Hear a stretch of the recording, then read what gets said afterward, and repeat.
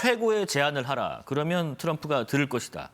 그들 입장에서 최고의 제안 어떤 건가요? 이번에 트럼프 행정부가 관세를 부과한 목적을 보면 예.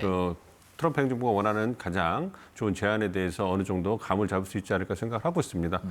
관세를 부과하고 국가별로 차등적으로 상호 관세를 부과했잖아요. 예. 그런데 이제 베트남이라든지 여러 이스라엘 국가들에서 이제 그 0%의 관세를 제한했음에도 불구하고 충분하지 않다 얘기를 했거든요. 뭐 그 예를 본다면 가장 좋은 제안은 관세를 이제 동등하게 맞추는 것과 더불어서 미국이 갖고 있는 무역수지 적자를 줄이는 방안을 가져라, 이 부분을 갖다가 이제 강조하는 것 같아요. 예. 그러니까 이번에 관세 부과의 가장 중요한 목적은, 직접적인 목적은 미국의 무역수지 적자를 감소시키는 것과 미국에게 불공정하다고 주장하는 이러한 통상 환경을 조정하는 거거든요. 관세를 이용해서 이런 부분, 그리고 동맹국들에 대해서는 관세를 부과해서 이번에 불공정하다고 주장하는 무역 관행을 좀 개선하는 것, 더불어서 뭐 거래 중심 동맹관이죠. 그래서 동맹이 보다 더 적극적인 기여를 하는 것, 이런 방안도 좀 가져와라, 이렇게 주장하는 것 같습니다.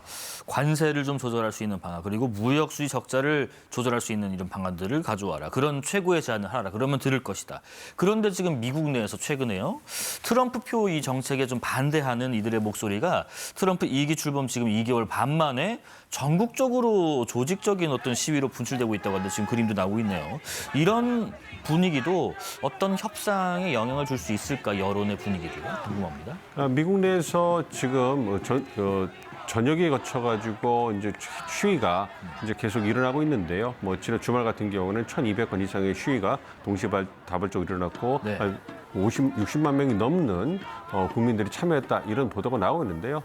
그 시위 참가자들이 주장하는 이슈는 여러 가지가 있어요. 연방 정부를 지금 구조조정하고 지출을 감소시키는 이 부분에 너무 강공 드라이브를 건다, 이 부분에 대한 불만도 있고요. 뭐 의약품에 대한 보조금을 줄인 세금 혜택을 줄인다든지, 우리 국민연금에 해당하는 사회보장연금을 축소한다든지, 그리고 말씀해주신 대규모 관세, 강공 드라이브라든지 러시아와의 유화 기조, 이런 부분 다양한 이유가 있거든요. 근데 이제 주목해봐야 될 것은 전국적으로 시위가 일어나고 있지만 트럼프 지지층들은 좀 조용한 편이에요. 물론 재계나 이런 측면에서 관세를 너무 강공으로 밀어붙인다, 이 부분에 대해서 어느 우려가 있긴 하지만, 그럼에도 불구하고 무역수지 적자를 줄여야 된다, 이 부분에 대해서는 찬성하는 목소리가 더 큽니다. 즉 공화당 지지층에서는 여전히 견고하게 지지를 하고 있기 때문에 그런 측면에서 이제 좀 저희가 좀 신중해 봐야 되고요.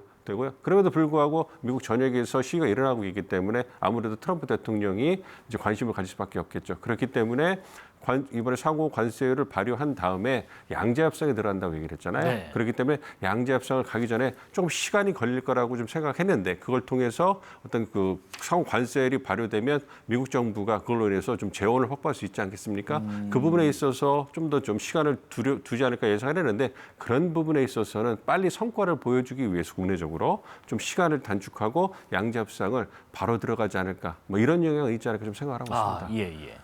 우리는 그럼 어떤 협상을 해야 할까? 우선 한덕수 대통령 권한대행이 오늘 처음으로 트럼프 대통령과 통화를 했는데요. 앞서 미국 백악관 국가경제위원회 위원장이요, 언론과 인터뷰에서요, 트럼프 대통령이 한국과 일본 두 국가를 분명히 우선하고 있다, 이렇게 밝혔습니다. 이게 무슨 얘기인지 먼저 들어보시죠. He obviously prioritizes two of our closest allies and trading partners, Japan and Korea, and the word out of those conversations was really positive, and positive really for American workers, American farmers. In the end, the president, of course, is going to be the one who decides whether the deal is good enough to change his mind about the tariffs. 오늘 한덕수 대행과 트럼프 대통령 간 통화에서 무역 균형 협력과 더불어서 많이 나온 얘기가 동맹 관계라고 하더라고요.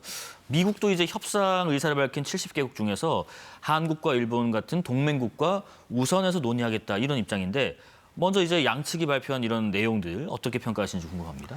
아무래도 두 정상이 통화를 하면서 다양한 의제에 대해서 논의를 했다고 알려지고 있습니다. 무역수지 적자 부분, 관세라든지 조선업, 그다음에 에너지 협력, 그리고 이제 그 방위 분담금까지 여러 이슈를 좀 논의했다고 생각하고 있고요. 네. 트럼프 대통령은 아무래도 원스톱 쇼핑을 해서 모든 의제를 포괄적으로 함께 다루자 이러한 그 의중을 표출하는 것 같습니다. 네. 우리 정부는 그분에 좀 신중한 입장을 보이고 있고요. 그럼에도 불구하고 화면에 나온 것처럼 동맹을 좀 동맹 우선권을 주는 이러한 입장을 취하고 있는 것은 한국이나 일본 같은 국가들이 미국의 전략적 이익, 경제적 이익에 중요한 국가라는 것을 상징적으로 보여준다고 생각하고 있습니다. 그러니까 일본과 한국 같은 경우가 무역수 적자가 큰 국가들이잖아요. 예. 그렇기 때문에 무역수 적자를 줄이는 그러한 성과를 얻으면 국내 정치적인 홍보에 있어서 그리고 적자 자체를 줄이는 데도 의미가 있을 것이고요. 이와 더불어서 네네. 중국 견제를 하는 데 있어서 한국과 일본은 굉장히 중요한 파트너 국가입니다. 그렇기 때문에 그러한 부분을 고려해가지고 한국에 우선권을 준다. 일본에 우선권을 준다. 그러니까 말씀해 주신 것처럼 거의 70개국이 협상을 하자고 지금 문제성시를 이루고 있는데 우선권을 받는 것 그 자체만으로 혜택이 될 수 있잖아요. 그러니까 그러한 부분을 좀 홍보하면서 어떤 중국을 견제하는 데 있어서 한국과 일본이 중요하니까 미국의 이익에 부합하는 국가들에게 우선권을 주겠다는 것을 이제 다시 한번 나타낸 것이 아닌가 생각하고 있습니다. 예, 아까 잠깐 언급하셨죠?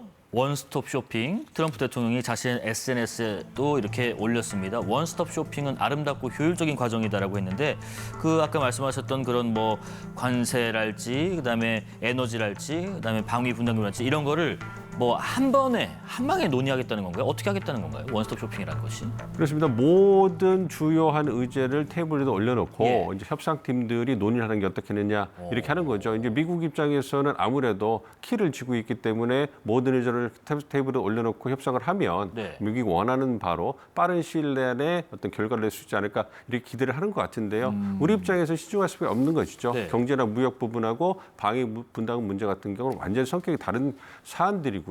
그리고 협상의 기간이라든지 내용도 다르기 때문에 특히 방위 분담금 협상 같은 경우는 최소 6개월, 1년까지 걸리는 어떤 장기간의 어떤 그러한 협상 과정이기 때문에 두 개를 한꺼번에 놓고서 같은 협상팀이 다루기는 우리는 굉장히 곤란할 거예요. 그렇기 때문에 그리고 우리는 국내 정치로 아직 그 전환기에 있기 때문에 그런 중요한 결정을 단기간에 하기에 어려운 것이 사실입니다. 그렇기 때문에 우리 정부 입장에서는 경제나 무역 부분에 대해서 논의를 통해서 우선 경제 부분, 이제 관세 부분을 논의를 통해 가지고 어느 정도 진전을 이루고 새 정부가 들어오면 정상간의 담판을 짓는 뭔가 결과를 내는 이러한 모양새를 취하려고 하고 있고요. 이와 별개로 이제 방위 분담 문제는 미국 측에서 공식적으로 문제를 제기하면 따로 협상팀을 꾸려 가지고 이제 그 협의를 해나가는 그러한 그 과정을 거치려고 하고 있기 때문에 양측이 조금씩 입장은 다릅니다.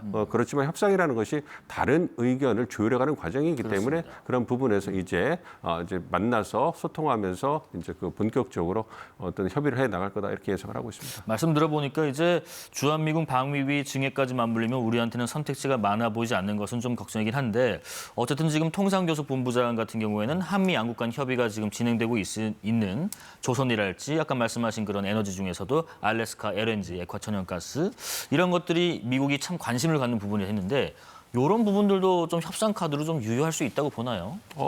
굉장히 유효한 카드로 보고 있습니다. 예. 트럼프 행정부 들어봐서 에너지 정책에 굉장히 많은 공을 들이고 있어요. 값싸고 안정적인 에너지를 미국 국내에 공급해가지고 이제 물가를 안정시키고 그리고 미국 제품들의 가격 경쟁을 늘리고 잉여 에너지를 수출해가지고 또 재원을 확보하는 이러한 그 계획을 갖고 있기 때문에 에너지 정책은 굉장히 중요하고 그 분야가 굉장히 핵심 분야로 좀 떠오르고 있습니다. 그렇게 중요한 분야에 있어서 한국이 무역수지 적자 규모를 줄이기 위해서 미국산 에너지를 구매를 하고요. 그리고 에너지 관련된 프로젝트에 투자를 하게 되면 그 백악관 고위 관리자 얘기한 것처럼 이것이 미국 노동자들에게 일자리를 창출해 줄 수 있고 무역시 적자를 줄일 수 있고 미국의 경제 이익을 창출할 수 있는데 도움이 된다. 그래서 굉장히 관심을 가지고 있다 이렇게 얘기를 하고 있거든요. 그렇기 때문에 이 에너지 분야의 협력을 통해 가지고 트럼프 대통령이 미국 국내적으로 홍보할 수 있는 성과를 내는 것은 우리가 갖고 있는 유효한 카드다 이렇게 생각하고 있습니다. 우리가 지금 방위 분담금에서 한 가지 얘기 나올 게 있습니다. 지금 트럼프 대통령이 자신의 SNS에 이런 글을 올렸습니다. 한국이 자신의 첫 임기 동안 수십억 달러의 군사적 비용을 지불하기 시작했다. 이게 바이든 전 대통령이 알 수 없는 이유로 그 계약을 종료했다. 이런 내용을 올렸는데 사실 이거 틀린 말로 알고 있는데 협상 중에 정권이 교체돼서 한국이 비용을 올려서 지불한 적이 없는 걸로 알고 있거든요.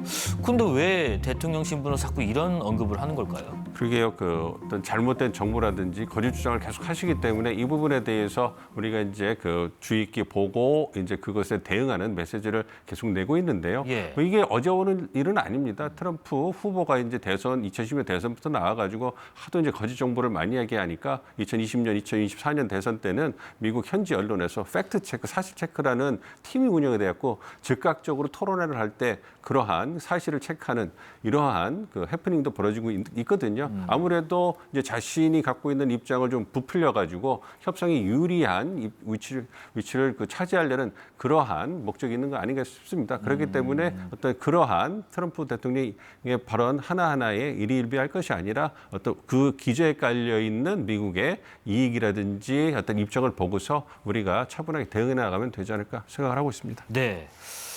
미국과 중국이요, 정면 충돌 양상을 지금 보이고 있습니다. 중국이 보복 관세로 맞서니까 트럼프 대통령 추가 50% 관세까지 더했습니다. 트럼프 대통령 발언 듣고 계속 이야기 나눠보겠습니다.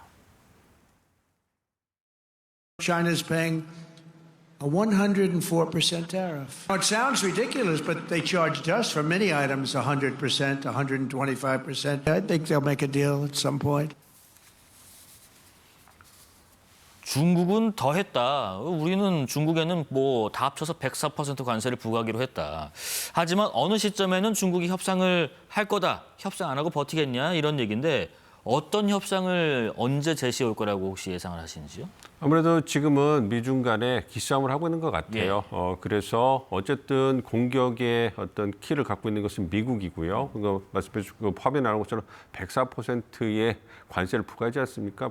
이거는 중국산 제품을 팔지 말라는 것과 마찬가지입니다. 그렇지만 중국의 입장에서도 국내적으로 봤을 때 어떤 그 약한 모습을 보인다는 것은 중국 정부도 바라지 않는 부분이고요. 국제적인 어떤 위상에 있어서도 지금 미중 간에 기싸움을 하고 있는 상황이고 중국을 제외한 다른 국가들은 어떤 그 보복 관세보다는 협상을 하는데 무기를 싣고 있잖아요. 그렇기 때문에 중국이 어떠한 모습을 보여주느냐가 향후 미국과의 어떤 협상에 있어서 굉장히 중요한 이정표가 될 수 있기 때문에 중국도 대내적인 어떤 입장, 어떤 그 위상을 고려해가지고 지금 강하게 저항을 하고 있는데요. 그럼에도 불구하고 미국과 중국 간의 어떤 수입을 보면 압도적으로 중국이 미국에 수출하는 것이 큽니다. 그렇기 때문에 아무래도 그 상호 보복 관세가 부과가 되면 아픈 쪽은 중국이 더 클 거예요. 그렇기 때문에 초반에는 강하게 저항을 하겠습니다만 좀 시간이 지나면서 이제 그 유화적으로 나와서 대화를 하자는 그 분위기가 형성이 될 것 같고요. 그걸 위해서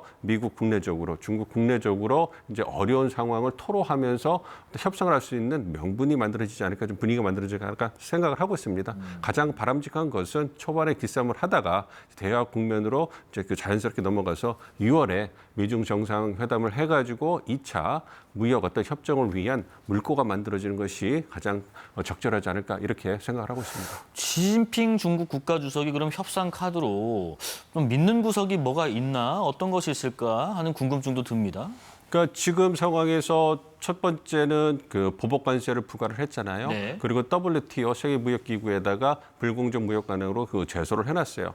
사실 뭐 그게 큰 의미가 있다고 생각하지 않습니다만 그러한 국제 무대에서 상징적인 움직임을 하고 있고요. 그리고 미국 기업들에 대해서 어떤 규제 조치라든지 뭐 이런 부분도 있을 것이고요. 이와 더불어서 미국의 어떤 트럼프 대통령의 아픈 손가락이라 할 수 있는 지지층들이 많은 미국 농산품을 수입하는 것을 뭐 금지한다든가 여타 어떤 그 미국이 갖고 있는 강점이죠. 서비스 산업에 있어서의 어떤 위치를 갖다가 좀 그 흔드는 이런 다양한 조치를 할 수 있는데요. 그럼에도 불구하고 그런 거는 단기적인 그러한 조치가 될 수밖에 없을 겁니다. 그래서 중국이 말씀드린 것처럼 초반에는 강하게 나오지만 시간이 지나면 미중 간의 대화 국면으로 자연스럽게 넘어가지 않을까. 그리고 그 넘어가는 데는 다른 국가들의 양자 협상이 얼마만큼 진행되는가도 이것도 영향을 미칠 수 있다 이렇게 생각을 하고 있습니다. 네, 시진핑 주석이 이런 언급을 했다고 지금 들어와 있습니다. 자막 보시는 것처럼 주변국들과 상호 신뢰를 강화하겠다. 또 공급망 협력도 확대하겠다라고 했는데 이 언급에 대해서 잠깐 설명이 가능하실까요? 상호 신뢰를 주변과 강화하고 공급망 협력을 확대하겠다는 것은 무슨 해석으로 이해하면 될까요? 그러니까 바이든 행정부 때는 중국이 굉장히 국제무에서 고립이 됐었어요. 동맹국 파트너들을 그 결집해가고 중국 견제를 함께했기 때문에 중국이 굉장히 어려웠는데 트럼프 때 들어서는 동맹 비동맹 상관없이 미국의 이익을 토대로 해서 모두 다 관세를 때리고 있지 않습니까? 그러니까 한국이라든지 유럽 동맹들 모두 좀 불만이 많이 팽배해 있고 우려가 커지잖아요. 그러다 보니까 같은 처지에 있는 중국과 협력할 수 있는 공간이 생기는 겁니다. 그래서 그러한 부분에서 중국이 어떤 그 같은 처지를 바탕으로 해서 한국이나 일본, 유럽 동맹들 같은 주요국들과 어떤 그 대화를 하고 있고 상호 신뢰를 늘리면서 먼저 돌파구를 찾아가는 모습을 보여줄 수 있는 거죠. 즉 국제 무대에서 미국이 내려놓고 있는 어떤 국제적 위상 영향력을 그 부분을 이제 중국이 치고 들어가 가지고 이제 그 영향력을 확대해 나가는 이런 모습을 보이고 있는 거거든요. 네네. 그러니까 경제나 무역 부분에서는 중국이 아프지만 외교나 안보 측면에서 본다면 미국의 빈자리를 중국이 찾을 수 있기 때문에 그 부분에서는 중국이 미소를 짓고 유리한 위치를 선점하는 거 아니냐 이러한 전망까지 나오고 있는 상황입니다. 참 흥미롭네요. 미국도 한국과 일본을 언급하고 중국도 주변국 우리나라와 일본을 언급하면서 같이 힘을 합치자 얘기하고 있는 상황입니다. 앞으로 정세가 어떻게 될지 계속 지켜보겠습니다.